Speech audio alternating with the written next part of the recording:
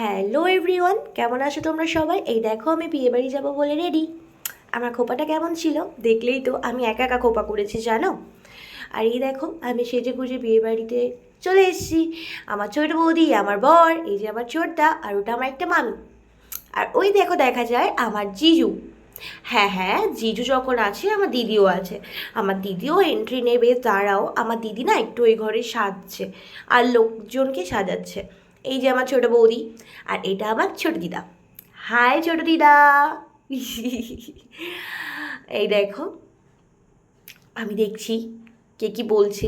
সবাই আমাকে বলছে কি করিস তুই ফোনের মধ্যে। এই দেখো আমার দিদি, জিজুকে তো দেখলে, আর এটা আমার দিদি। দিদি যেই না এসেছে সেই আমার ছোটো বৌদি বলেছে তুমি সোনাকে রাখো, আমাকে আগে শাড়ি ঠিক করে দাও। ওরা গেল শাড়ি ঠিক করতে যাবে বলছে।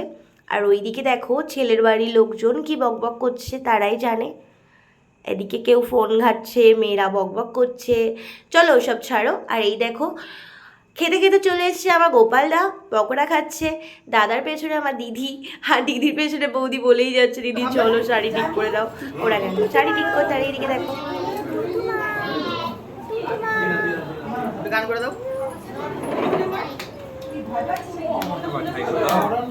হাই করে দাও। বাবা হাই করে দাও। High high. এখানে আমার বোন পোজ দিচ্ছে, দিদি তাড়াতাড়ি ফটো তোল। আমি বলছি দাঁড়া আসছি। ওকে ওদিকে দাঁড়াতে বলে আমি এখানে দেখতে আসলাম, মানে ছেলের বাড়ি থেকে কী কী তত্ত্ব আসে না সেইগুলো। এই দেখো তত্ত্বর মধ্যে অনেক কিছু আছে। দেখো কি সুন্দর বর বউ ওখানে সাজিয়ে দিয়েছে, প্রজাপতি সাজিয়ে দিয়েছে। আর কার জন্য কি লেখা আছে, কাদের নাম মেনশন করে দেওয়া আছে, কাদের কি দিতে হবে অত আমি ঘাটিনি, বিশ্বাস করো। শুধু একটু দেখতে এসেছি তত্ত্বগুলো, ব্যাস। এখানে আমি আবার চলে গেলাম খেতে, কারণ একটা ছোট বাচ্চাকে নিয়ে এসেছি তো আমি। একটা বাচ্চাকে, আমারই বাচ্চাকে আমি নিয়ে এসেছি, তাই ভাবলাম তাড়াতাড়ি খেয়ে তাড়াতাড়ি চলে যাই। তো খেতে বসেছি, দেখি মেনু কার্ডে কী কী আছে। দেখো আজকের menu fish fry, salad, sauce, সাদা ভাত, মুড়িঘণ্ট ডাল, আলু চুর, তারপর কাতলা কালিয়া, ফ্রাইড রাইস, চিকেন কষা, চাটনি, পাঁপড়, রসগোল্লা, আইসক্রিম, এগুলো তো জানোই। এই যে আমার বৌদি, আমার সুন্দরী বৌদি, ওই বৌদি হাই বলো।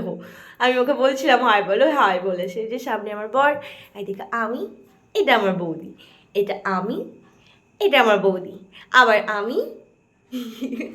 ওই করতে করতে না আবার নিচে চলে আসলাম। আর নিচে দেখো বোনের এখানে শুভদৃষ্টি হচ্ছে। নিচে চলে আসলাম খেতে খেতে। এটাই ভাবছো তো তোমরা? হ্যাঁ, তখন না আমার খাওয়াটা হয়নি, কারণ তখন লেট হচ্ছিল আর ঘড়ির কাটার সময় হয়ে গেছে আমার বেবিটার খাওয়ানোর।